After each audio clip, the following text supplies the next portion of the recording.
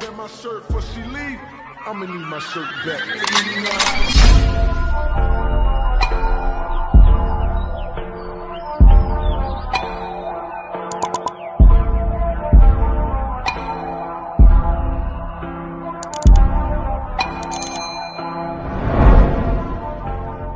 Bonjour tout le monde, on se retrouve aujourd'hui pour une nouvelle vidéo. Il s'agit aujourd'hui d'une vidéo tag. En effet, j'ai été taguée par Pat69 Création pour un tag sur le point de croix. Et ce tag a été créé à la base par Lily Loisirs Créatifs. Donc voilà, j'ai sorti mon petit point de croix. Comme ça, tout en répondant aux questions, ben, je vais pouvoir avancer mon ouvrage. Mon ouvrage, on voit un petit peu quand même ce que c'est. Donc voilà, c'est une petite poupée chinoise, hein, style Kokeshi. C'est un point de croix que j'ai abandonné depuis un certain temps. Comme vous pouvez le voir, je n'ai pas encore fait grand-chose dessus. On va commencer par choisir la couleur que je vais faire. On va faire le jaune, hein. Il y en a quand même pas mal du jaune. Donc, c'est le numéro 10. Donc, voilà. Donc, ma toile, c'est une toile en OCT. Donc, je vais broder avec 3 brins. Bonjour Opal. Opal qui vient nous dire bonjour.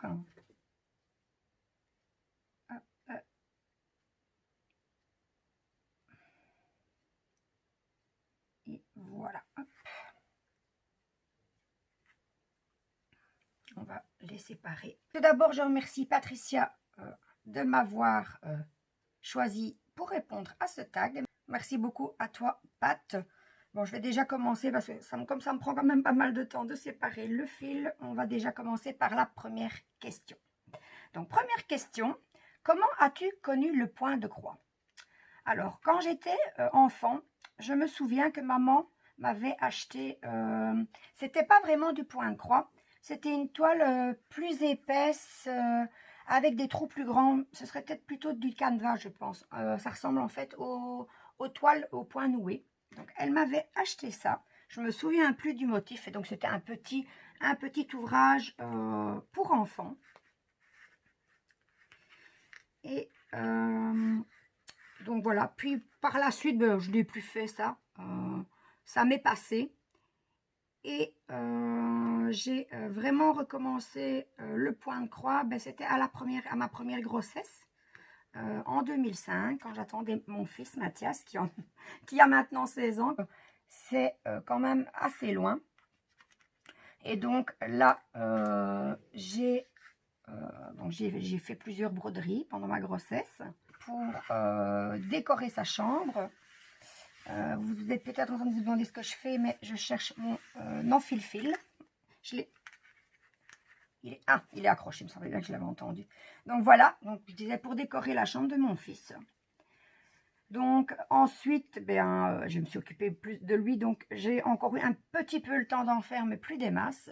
Et 15 mois après sa naissance, je suis à nouveau tombée enceinte de jumelles, donc j'ai repris de nouveau le point de croix. Et à la naissance de mes jumelles, eh bien, avec 2 bébés prématurés et un petit garçon de 22 mois, bien, je n'ai plus vraiment eu le temps de faire de point de croix. Et j'ai tout mis de côté, j'ai tout rangé et je n'en ai plus fait. Jusqu'à il y a environ un an et demi, où j'ai eu envie de recommencer. Donc, j'ai repris mes ouvrages. Par la même occasion, j'en ai racheté quelques-uns.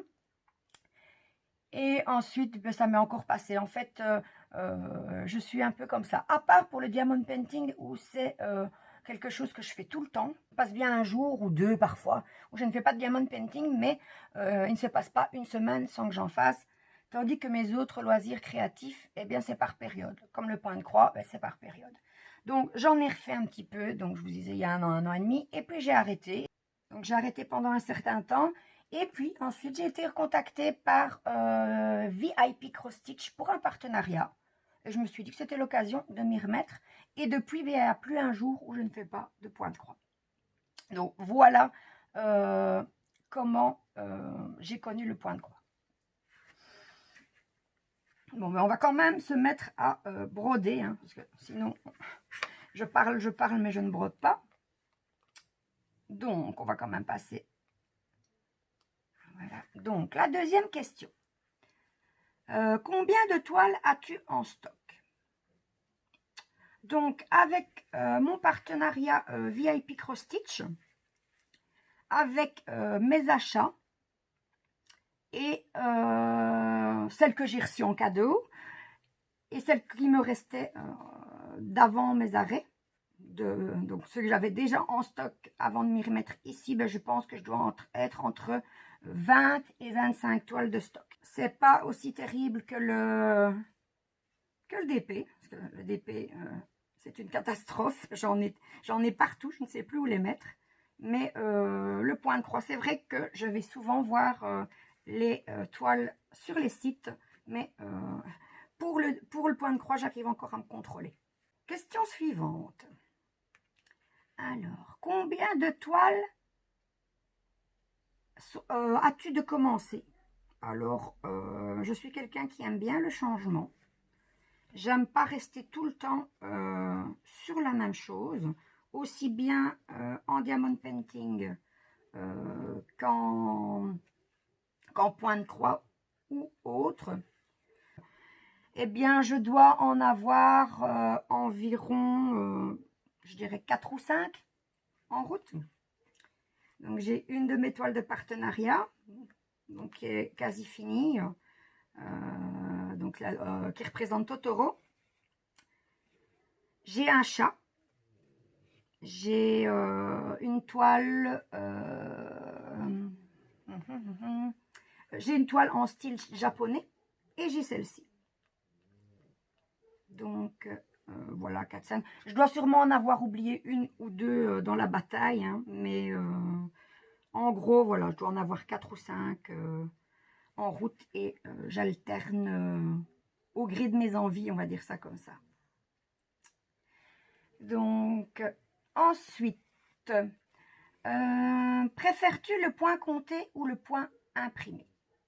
Alors, au départ, quand j'ai commencé, donc pendant mes grossesses, véritablement le point de croix, je ne savais même pas qu'il existait des toiles pré-imprimées.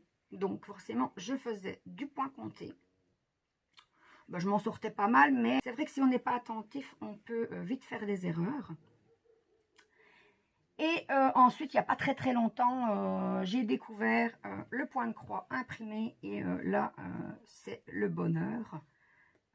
On peut faire autre chose en même temps, on peut regarder la télé, on peut discuter avec sa famille, etc. Moi, si je fais du point compté, j'ai besoin de beaucoup de concentration, donc c'est parfois compliqué pour moi. Je dois vraiment m'isoler et ne faire que ça. Avec le point imprimé, eh bien, je peux faire ça dans mon fauteuil devant la télé et continuer à discuter avec ma famille, quoi. On peut faire une soirée télé, voilà. Je ne suis pas obligée de m'isoler du reste de la famille, et voilà. Comme ça, on peut continuer à partager des choses malgré que je fais mon point de croix. Donc voilà pour cette question. Par contre, il y a un petit fil là qui dépasse, je ne sais pas ce que c'est. Voilà, ça y est, c'est un brin de l'arrière qui était repassé vers l'avant. Donc, voilà.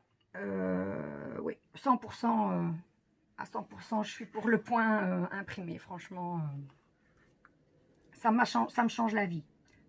Franchement, depuis que je fais celui-ci. Bon, je fais quand même quelques ouvrages en point compté, parce que j'en ai, donc je ne vais ni les revendre, ni les jeter.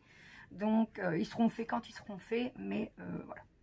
Quand je serai toute seule à la maison, eh bien, je privilégierai mes toiles en point compté.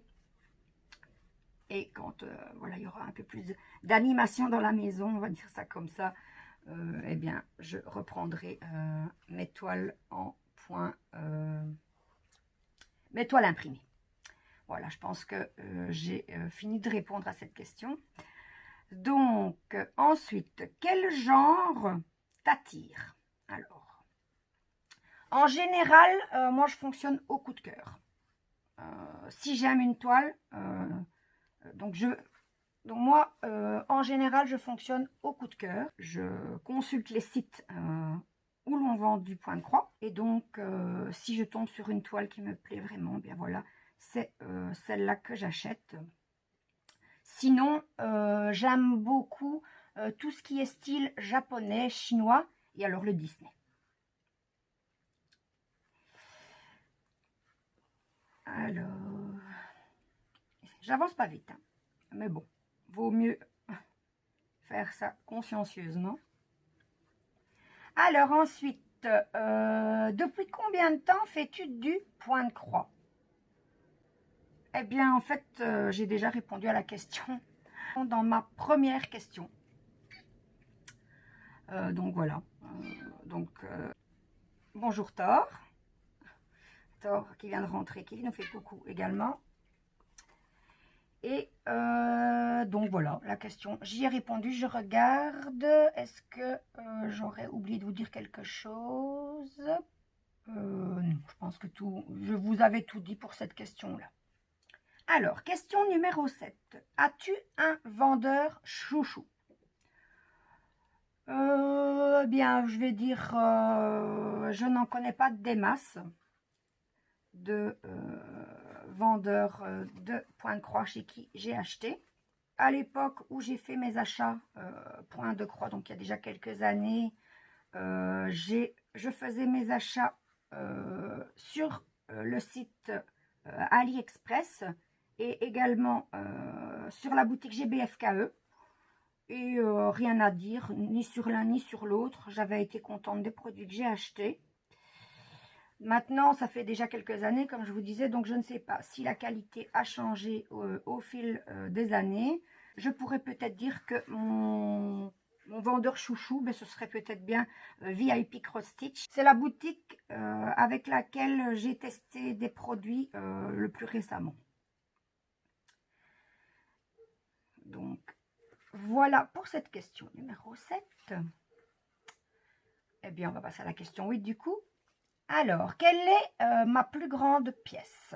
Alors, ma plus grande pièce, donc c'est une toile que j'ai abandonnée pour le moment. J'ai décidé, quand j'ai repris le point de croix ici, la dernière fois, j'ai décidé de commencer par des petits ouvrages, donc par des ouvrages de plus petite taille pour ne pas être trop vite découragée, on va dire ça comme ça, et puis pour reprendre la main aussi.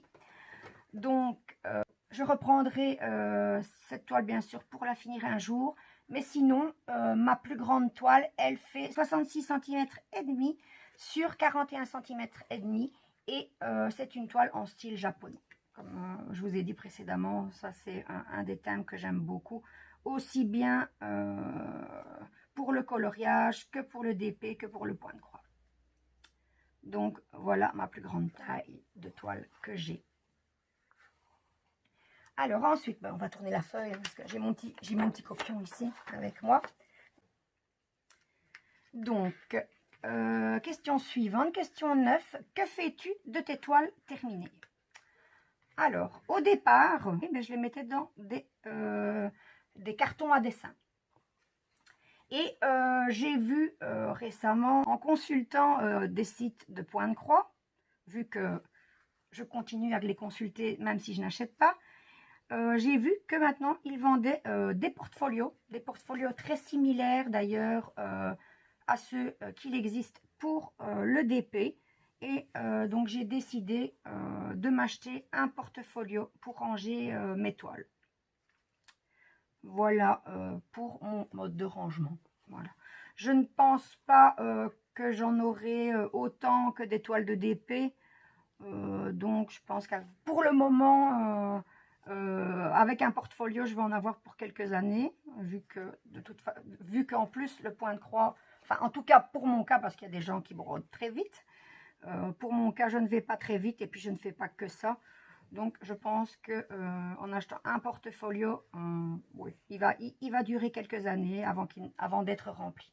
Question 10. Préfères-tu le 11 CT ou le 14 CT? Donc, j'ai déjà fait du 11 CT et du 14 CT. Donc, pour rappel, les croix du 14 CT étant plus petites que les croix du 11 CT. Donc, pour les détails, etc., c'est mieux. Mais avec mes yeux et même avec mes lunettes, ça commence à devenir difficile de faire du 14 CT. Donc, ma réponse sera, je préfère le 11 CT. Et je dirais même bien le 11 CT imprimé maintenant. Voilà. Parce que bon, ça doit rester un plaisir de faire du point de croix. Donc, si c'est pour commencer à s'énerver parce que on ne voit pas les croix ou voilà, qu'on fait plus vite des erreurs, c'est pas la peine, quoi. J'ai pas envie que ça devienne une corvée. Je veux que ça reste un plaisir. Hop, celle-ci, elle ne veut pas. Hop. Voilà, ça y est. Alors, question numéro 11. Comment travailles-tu ta toile? Alors, ça dépend. Parfois, j'utilise des tambours donc, ou des cadres à broder. Ou alors, quand c'est des plus grandes toiles, je les roule. Et donc, je laisse juste la partie que je vais broder. Et je l'attache avec des petites pinces. Des petites pinces, on en vend sur les sites maintenant. D'ailleurs, dans mon dernier partenariat avec Everyday Ideals, j'en présente dans ma vidéo. Donc, si vous voulez voir à quoi ça ressemble, n'hésitez pas à aller voir ma vidéo. C'est une vidéo qui est sortie je regarde mon calendrier, qui est sortie le dimanche 14 août. Donc voilà, si vous voulez voir à quoi ressemblent ces petites pinces, n'hésitez pas à aller voir ma vidéo. Donc voilà, donc pour les grandes toiles, un cadre ou un tambour. Quoique j'aime moins les tambours, je préfère les cadres, mais bon, quand c'est vraiment une grande toile, on n'a pas le choix. Et alors, il y a autre chose que je n'ai pas faite ici d'ailleurs, c'est que donc quand je sépare mes brins, c'est que le fil qui reste en stand-by pendant que je travaille le premier, eh bien, je le mets sur des petites bobinettes, comme ceci. Hop. Hop là, voilà. Donc, évidemment, aujourd'hui, de nouveau, de main gauche. Voilà, donc, je les mets sur la bobinette. Et voilà, donc voilà, comme ça, une petite bobinette que j'ai eue hein, dans un de mes kits de point de croix. C'était fourni avec, il n'y en avait qu'une.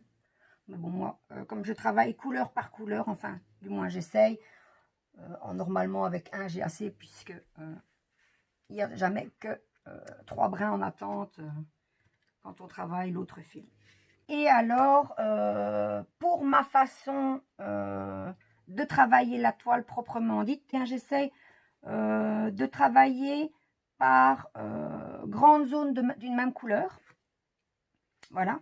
Et quand les grandes zones sont terminées, eh bien, je finis par tout ce qui est confetti et point arrière. Quoique ici, j'ai pas de confetti vraiment sur ma toile.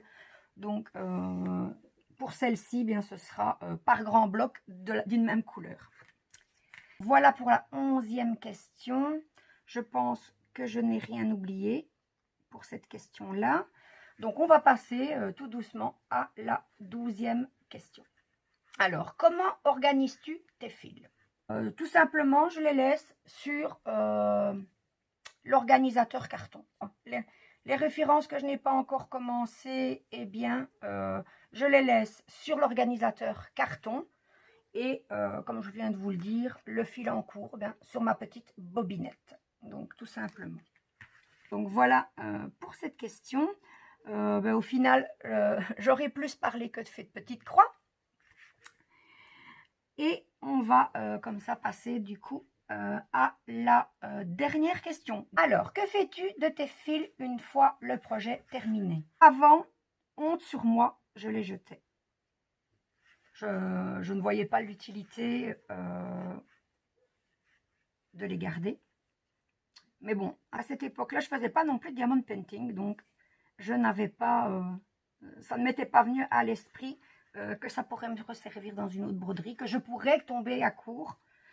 Hein. Grâce au DP maintenant, je vais procéder, je vais procéder d'une nouvelle façon.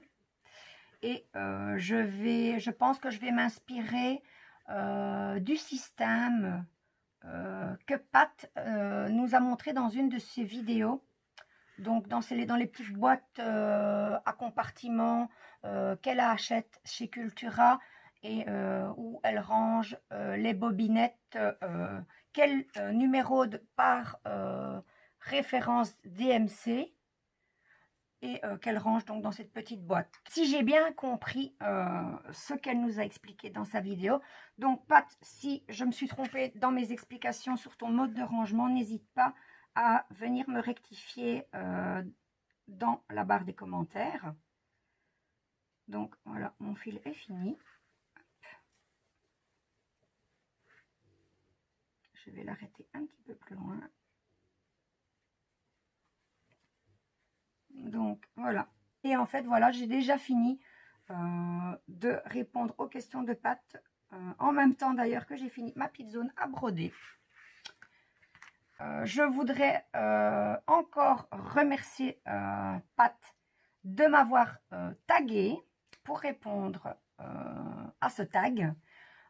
J'ai passé un super moment, j'espère que vous aussi. Et maintenant, c'est le moment que je préfère dans les tags, c'est que à mon tour, je vais taguer 3 autres youtubeuses.